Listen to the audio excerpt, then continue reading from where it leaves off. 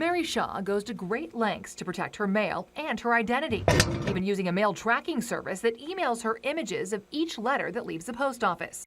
Which is how she learned, despite her best efforts, one of California's largest agencies may have compromised her anyway. Someone knew my document might give them a Social Security number to sell. You see, like millions of Californians collecting unemployment, disability, maternity leave, the Employment Development Department sends Mary clearly marked letters with her full Social Security number printed inside. And thanks to informed delivery, she knows this letter never arrived. This particular one was the only one with sensitive information, and it was the one that disappeared. Envelopes like these are a target for ID thieves, which is why state law prohibits putting someone's Social Security number in the mail. But 3 years after the state first assured us and lawmakers it would stop, it's still putting Californians at risk. The state is aiding and abetting identity theft. And consumer watchdog's Jamie Court says, while consumers don't have the legal authority to stop them, the Attorney General can sue them. The governor should come down on Director Henning like a ton of bricks. We shared our findings with the governor's office, which oversees the EDD, and Attorney General Javier Becerra, currently running for re-election. He has the power to take legal action. Both declined our request to comment, instead telling us to talk to the EDD. EDD Director Patrick Henning has repeatedly declined our request for an interview. But after 3 years and over 100 emails, the agency's head of communications has finally agreed to talk. Until we get our permanent solution in place, we're trying to do a lot of short-term solutions. Lori Levy explains the long-term solution is a planned overhaul of the agency's antiquated computer systems, something they won't even begin work on until after 2020. And in the meantime, we've discovered they failed to keep their promises. This is an email from you on May 18th, 2016.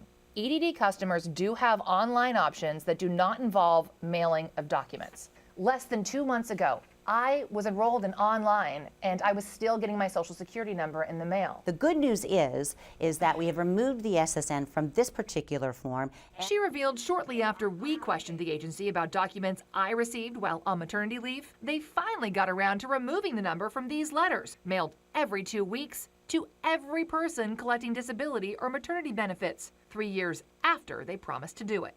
In fact, the EDD says it has more than 450 affected forms, but has only redacted or removed Social Security numbers from about 160. Why can't I opt out of mail altogether? We don't have that full capability right now. If we were to remove the SSNs, it would prevent us from being able to pay benefits timely. State law prohibits printing a Social Security number on any materials that are mailed, unless state or federal law requires it on the mailed document.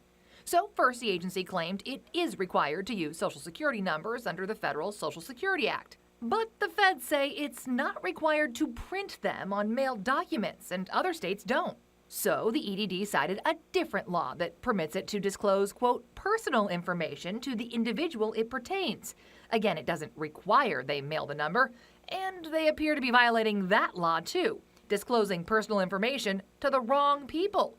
Several viewers told us the EDD mailed them other people's documents with full Social Security numbers. How in the world did this piece of paper get into an envelope addressed to me? So finally, the EDD pointed to the Unemployment Insurance Code, which still doesn't require they mail the numbers, but does give Director Patrick Henning authority to permit the use of any information he deems necessary. Let's talk about complaints. You sent an email to me this week and you said the EDD is not aware of any cases where our forms have been used to commit identity theft. How would you become aware of that? I don't know, but I can tell you we're not aware of that. But we've received numerous complaints from people who say they contacted the EDD, reporting issues ranging from misdirected mail to mail theft. Yeah, a lot of people complain. How often does that happen? I can tell you it's very rare. But what does that mean? You send out millions of documents a year. What to you is very rare? We don't hear that many cases. Still, the agency refused to provide numbers, arguing it's not public information. Well, it's not disclosable. So you won't tell us how often you mess up and compromise people's identity? I can't. I don't have that information. Unlike most, at least Mary knows she was compromised. My information is out there and I don't know who has it. She's now enrolling in credit monitoring and pulling credit reports. And that's a lot of work, and it's ongoing. Ongoing, just like the agency's efforts to stop putting people at risk. Meanwhile, it's still printing Mary's Social Security number on her documents. Now, Julie Watts reports the agency has agreed to add a disclaimer on the website that tells online enrollees they'll still get paper mail. However, there is no way to track when that mail might come or if sensitive information is compromised.